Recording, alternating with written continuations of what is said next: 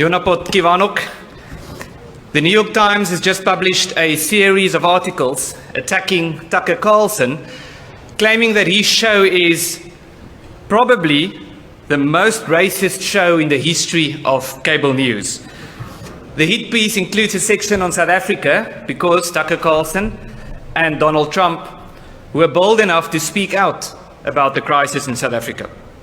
Now, to criticize the socialist ideas of the South African government, to point to this obvious state failure, and to express concern that maybe the political system in South Africa is not working as it should be, is somehow interpreted as yearning for apartheid or an expression of new Nazism. Because that's what the New York Times said, that when Tucker Carlson spoke about South Africa, he was taking his cues from new Nazis. Now, the truth is that whether we would like to admit it or not, or whether it's taboo or not, that there is a very serious problem in South Africa. Since the 1990s, at the advent of the so-called democracy in South Africa, more than 500,000 people have been murdered in that country. Unemployment stands at more than 46%, according to the broad definition, which includes people who don't want to work. Also, about 46% of people in South Africa get some form of social grant from the government. And get this, 5% of people in South Africa pay more than 90% of the taxes, of the income taxes at least. So South Africa has reached a fiscal cliff. This means that three expenditures are taking up 100% of tax revenue in South Africa. It's government salaries, it's social grants, and it's servicing debt. Sounds like a socialist utopia. Now, finally, and most controversially, race laws. Get this. Currently, as we speak, there are 125 race laws in South Africa.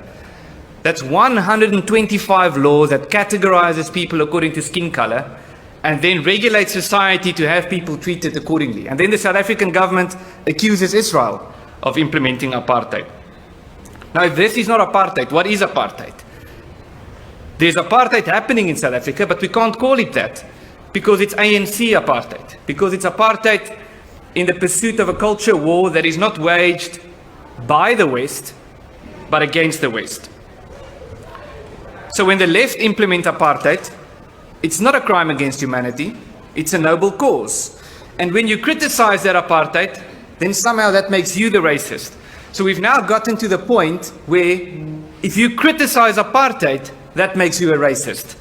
We've gotten to the point where if you are against government overreach, that makes you a Nazi. Or if you do not want your heritage to be destroyed, that somehow makes you authoritarian. So in South Africa, we did a study to quantify media bias, and especially in this case, the way the media responds to incidents of violence on farms. And one of the things we asked was, how do the media respond? So you can take a guess. What is the most important, significant variable that determines how the media will report on an incident of violence on a farm in South Africa? It's not the race of the victim, it's the race of the perpetrator. So we found that in South Africa, if there's an incident of violence on the farm where the perpetrator is white, it's reported on 16 times as much as when the racial dynamics are the other way around. So why is this happening? It's happening because there's a script, and because the keepers of the script are trying to control what information we receive, and if we get the information, how it is packaged. They're trying to control how we should think about what's happening in the world by controlling what we know. And the script goes something like this. Mankind, no, you're not allowed to say mankind, that's patriarchy. The human race was fortunate enough to survive a long history of evil and oppression committed by our ancestors, for which we are very ashamed. We have come to discover that for thousands of years our ancestors were wrong, that we are not fallible beings who have a responsibility to contribute to our communities through sacrifice and through hard work, but that we are perfectible beings who can become whatever and whoever we want, not through hard work, but by destroying the things our ancestors held dear. We cannot succumb to this binary false dichotomy type of thinking that tells us that if you are against socialism, you are somehow against the working class. Or if you want to preserve your culture and heritage, you are somehow an extremist. Or if you express concern about what's happening in South Africa at the moment, you are somehow yearning to return to the previous system of apartheid. It's nonsense. It's trifling to constructive discussion and to progress in the real sense of the word. So what do? Well, for a start, we should not make ourselves guilty of these things that we are accused of. And we should not surround ourselves by people who do in fact fit that description. But having said that, we should recognize that it's not the critic who counts. That a man who stops to throw stones at every dog that comes along barking will never reach his destination. And we do have a destination to reach. That destination is, like Cicero said, to take what we have received from our ancestors and to preserve that for our descendants. Or like the great Afrikaner hero Paul Kruger said, to take what is beautiful and what is good from our past and to build our ideas upon that for a better future. So in the pursuit of this goal, we have learned through our experience in South Africa as a minority community under a socialist government, some very important lessons. And I want to share 4 important lessons that we've learned in South Africa. The first is that rationalism is overrated. That a lamb can have all the best arguments and point out every single logical fallacy in the wolf's line of reasoning that will not stop the wolf from devouring the lamb. The lamb can try, in the pursuit of not getting eaten, to say to the wolf, well, you can't eat me because I identify as a shrub.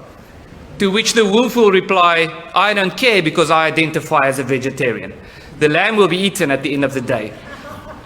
So the point is we must have the best arguments and we must win the battle of ideas, but it's not sufficient. There's something that is more important than winning the battle of ideas, and that is our actions. The second lesson is, this brings me to the second lesson, which is that even though politics and ideology is very important, there are a few things that are more important than politics and ideology. And one that is particularly underestimated is culture. And Thomas Sowell has also found this when he concluded that the way in which a particular group is treated by other groups is important, but it's not nearly as important as the culture within that group. So you can scream oppression and you can scream discrimination as much as you want. It's not going to make a difference if you don't roll up your sleeves, if you don't get to work, if you don't develop your skills, and if you don't save before you spend. This goes for those who accuse us of those evil things, but it also goes for ourselves when we find ourselves on the receiving end of discrimination. The third lesson is related to the second. It is that we will never sustainably secure a future if we are dependent on the state.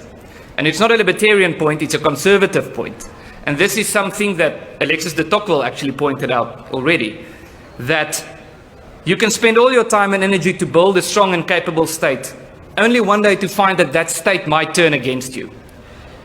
You can thrive and survive without a state if you have strong institutions. You cannot thrive and survive with the state if you don't have institutions. The solution is in community and institutions. And that brings me to the final lesson we have learned, which is that the way forward is through the past. That tradition is a set of solutions for which we have forgotten the problems. That attempting to achieve progress by destroying the things that we have inherited is not only self-centered and disrespectful, it's reckless. So, let us not be derailed by the keepers of the script, by the critics and the barking dogs, by the oikophobes who wage war on us because they wage war on themselves. Let us remain true to ourselves by remaining true to our tradition. A tradition that was built by brave men and women who came before us through hard work and sacrifice to leave something behind that we so easily take for granted. Those brave men and women who were very great indeed. Köszönöm szépen.